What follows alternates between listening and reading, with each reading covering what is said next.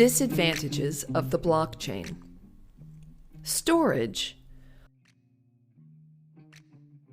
Blockchains are not meant to store and send terabytes worth of data, as the network of computers doesn't have enough storage, yet, to hold vast amounts of data.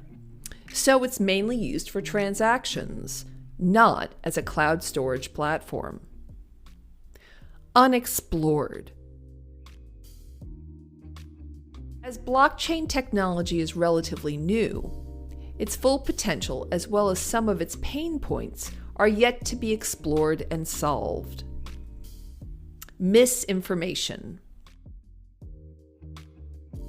The amount of false information about blockchain technology has been decreasing, but there are still sources that give misleading information. Rapid change and volatility.